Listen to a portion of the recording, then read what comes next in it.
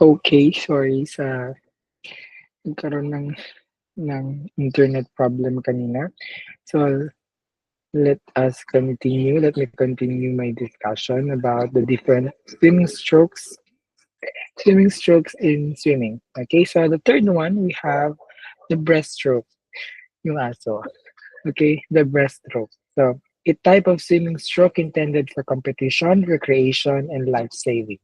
Okay, so one of the hardest stroke is breaststroke also. Okay, if you try to, kapag nakakapanood ka ng swimming competition and you try to look how the swimmer execute the stroke, seems like it is very easy, pero kapag ginawa na natin, mahirap din siyang gawin. So, this stroke is intended for competition, recreation, and life saving. So, what is breaststroke? Underhead position, the chin at the water level when inhaling. Okay, but when you're exhaling, you need to submerge completely your head and blow the air there. Head moves chin to the hairlines approximately 8 inches. Okay, so yun po yun ha. Kapag huminga, when inhaling rather, dapat yung ulo natin nasa taas.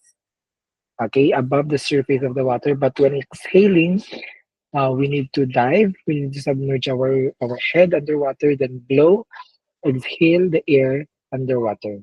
Okay, the approximate measurement of the head to the hairline is approximately 8 inches. Next, body position. Good horizontal alignment is very important. Okay, but complete stretch of the body between stroke. Ang mapapansin nyo kasi dito sa breaststroke class, good horizontal, straight pa rin yung katawan mo. But in the preparatory phase of the kick, the body will slightly, let me describe it vertically, okay, the body will slightly compress in preparation for the kick, okay? So, what type of kick is it for breaststroke is we have the whip kick or the scissor stick. So complete stretch of the legs with the toe pointed during the glide phase. Mamaya mapapanood niyo yung video so that you can visualize how these different descriptions sa kick executes. Kung paano siya gawin. Proper recovery of the feet, top proper position. Proper catch of the feet with heels close to the buttocks. Okay, feet push out and back on the power thrust. Feet accelerate throughout the kick. Okay, so the proper recovery of the feet, dapat almost nasa surface siya ng tubig. Okay, then the proper catch of the feet with heels close to the buttocks because ito, okay, itong toe natin, lalapit siya dito sa may puwitan natin. That is um, the preparatory. Okay, the preparatory for the kick. Then, feet push out the back on the power thrust. Then ito, 'di ba, magmo-move in siya. That is the recovery. Magmo-move in, this is the recovery. Then, itong toe natin pupunta dito sa buttocks. Then, for the glide phase or the execution, yun yung tinatawag nating power thrust. Okay. For a better visuals, let's watch this video.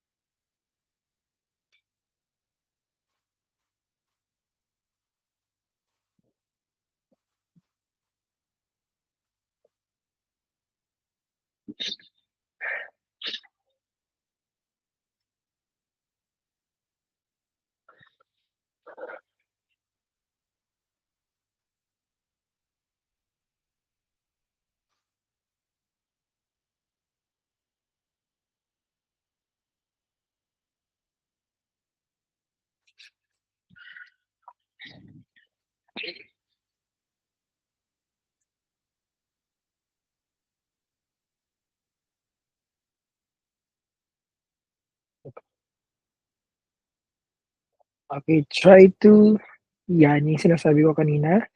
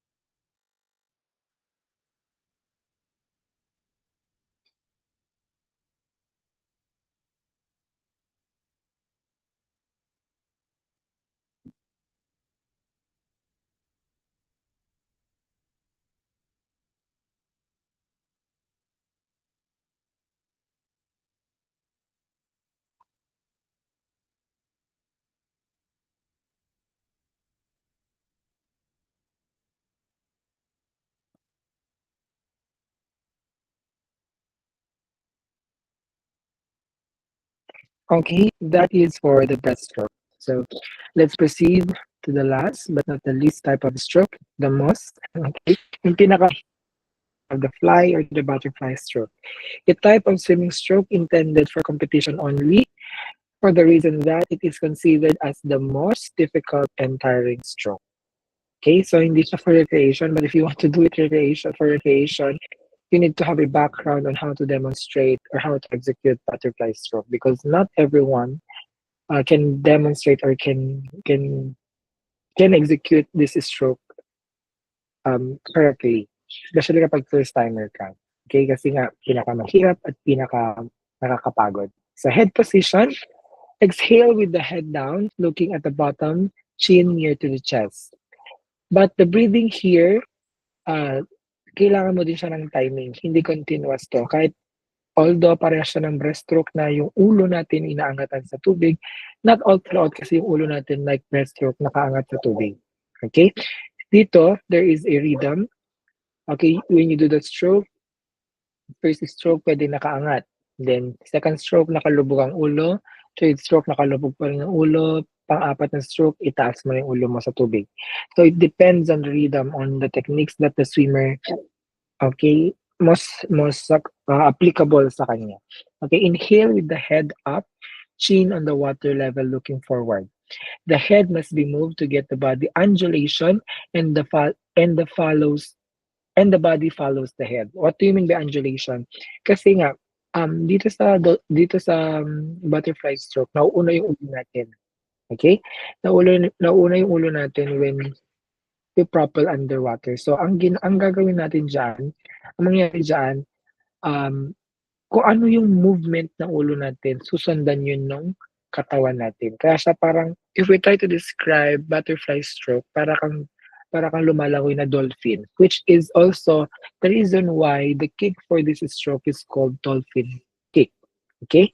So, and still under arm position, the arms enter the water first, proper width of the elbows up. Catch the water with the proper hand and wrist action, elbows up throughout the stroke, acceleration through push and pull phase, ballistic like follow through and on recovery, and lift off the shoulders and elbows into recovery. And that is what we call butterfly. Mamaya mapapanood nyo sa video lahat. So the kick is dolphin kick. 2 beat for each arm cycle. So anong ibig sabihin nun? There must be 2 dolphin kick in each arm rotation doon sa stroke. Okay? Whip kick action of the legs and feet. Feet bounce up after each down kick. Feet cause water to boil without breaking the surface. Still, knees bend of the beginning of the kick. Okay. Um,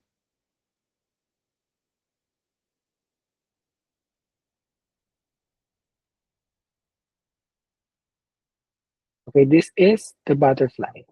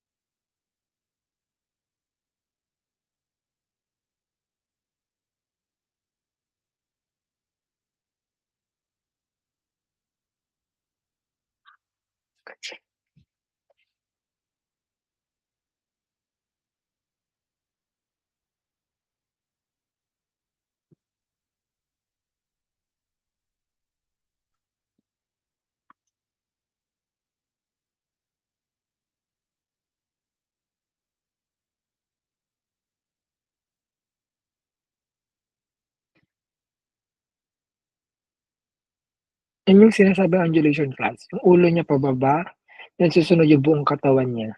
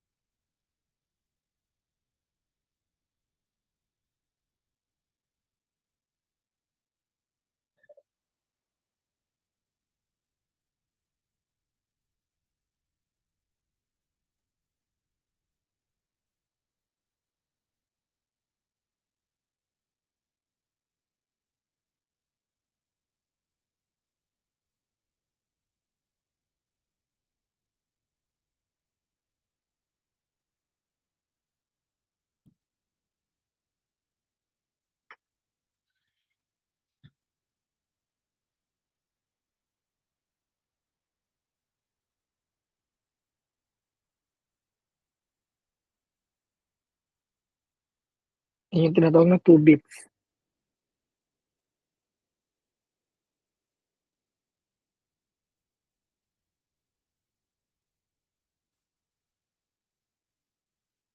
Okay? So those are the different swimming strokes or competitive swimming strokes.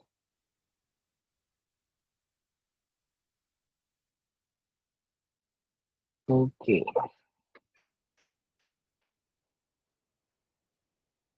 Item number two, ay wala dito. Okay? So, as I've said, those are the four different swimming strokes under competitive swimming.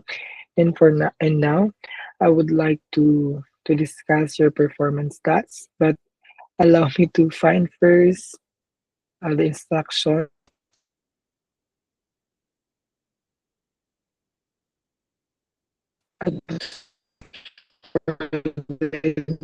Instructions.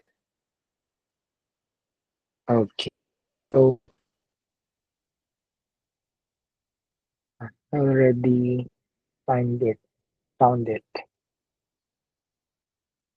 For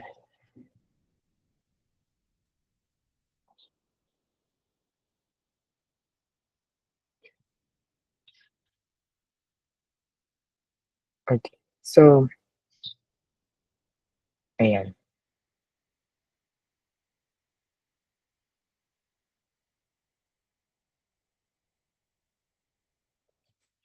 So last time, di ba grino po kayo into four. So that is your group, permanent group for your PETA number two, when to perform after the examination. So, um, sinabi ko noon na magsiswimming kayo. That is true, magsiswimming kayo. Pero, natawa ako, wait lang. Um, ang assurance lang nito class is that lahat kayo buhay. Okay? Because you will going to swim, but it is a dry swimming. So, what is your PETA? Your PETA is entitled, okay, Splash and Learn, Exploring the Art of Stroke and Kicks in Swimming. So, these are the instructions, okay? Introduction, start by explaining, na-explain ko na kung ano yung different strokes, okay? How to demonstrate and how to execute the different the overview of the swimming stroke and kick. Provide a brief overview of different likewise, tapos ko na rin to. Then, bring students to brainstorm ideas incorporating the movement of swimming strokes and kick into a dance routine. So you will going to create a dance routine, a dance performance using the different swimming strokes. Okay? Allow them to share their thoughts and inspiration, fostering their creativity and collaboration within the group. So, last time sinabi ko lalangoy kayo, pupunta kayo sa swimming pool. That is very kwan kasi, very difficult on my part because I handle 18 section, then one PE teacher, and swimming, we all know that water is not for us. I mean, water is not a natural habitat for humans. So, to to avoid anything or bad things to happen, ito na yung pinakakaya nating gawin in order to apply somehow different swimming strokes and kick in swimming. So number three, okay, I already divide you into four groups. Then number four, choreography session. Give your group time to choreograph their segment, guiding them to incorporate movements that mimic the actions of their assigned swimming stroke or kick. Encourage experimentations and artistic expression while ensuring that movements are safe and visible for all participants. So, I already group you into four. So next week, okay, this week, this coming week, this Meet is your time, your choreography session. So you will going to choreograph your routine. Then all group one, all groups will going to demonstrate the different strokes, okay, in swimming. But for group one, emphasize freestyle. I know, emphasize backstroke. For group two, freestyle. For group three, backstroke. And last group four will be butterfly stroke. So, lahat pa rin kayo, all group needs to incorporate on your dance routine the different stroke, but emphasize on the assigned stroke uh, on your group. Okay? So, meron pa rin freestyle dapat sa group 1, pero majority or yes, majority of of their routine is emphasizing backstroke. Okay, rehearsal time after the choreographing segment. Allow groups time to rehearse and refine their movement. Offer offer feedback and assign blah blah blah blah blah blah. Okay? So, kailan yung rehearsal time ninyo before we have your performance after the exam. I will give you the last rehearsal time in preparation for your final performance. Okay?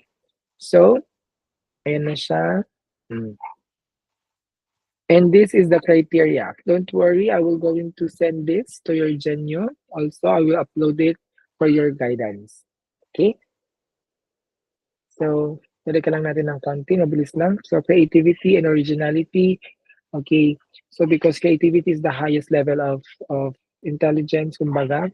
Okay. So, in originality, dapat yung performance yung original. Kayo lang pang gumawa. Okay? You can incorporate your I know you have a very creative mind, but at the same time, also consider the safety of your members by creating the routine. Okay? Techniques. So, dapat yung technique ninyo sa swimming, sa backstroke, kahit wala sa tubig, is tama pa rin. Okay? The proper stretch of the arms, ganyan. Okay? So, musicality, okay, I will give you the freedom to edit your music, okay, to add the choreography on your in your performance. Okay, performance and expression. Okay, dapat akma pa rin. Okay, dapat I always say this. When performance day comes, you need to give your 100% best in order to perform it good. Kung yung mga practice ninyo, because that's the last time that you will going to perform that specific performance. Okay, then overall presentation, okay, kasali yun. Sa musicality, lahat-lahat andun na. So, kindly do well, class. Okay, just to run down your performance tasks, I group you into four. Then these four groups need to create to choreograph a dance routine emphasizing the different swimming strokes. For group one, backstroke. For group two, freestyle. For group four, breaststroke. Group three, breaststroke, and for group four, butterfly stroke. But all group in their performance, the four stroke must be present pa rin dun sa performance. And it's just that the assigned stroke on your group must be emphasized. Okay, so as I've said, I will going to upload these criteria on your guidelines and criteria on your Genio account. Okay, but also more than that, focus on your PETA, but also study the topic that I've discussed, which is the week 3 lesson, competitive swimming. Okay, so yun lang. Okay, so thank you so much.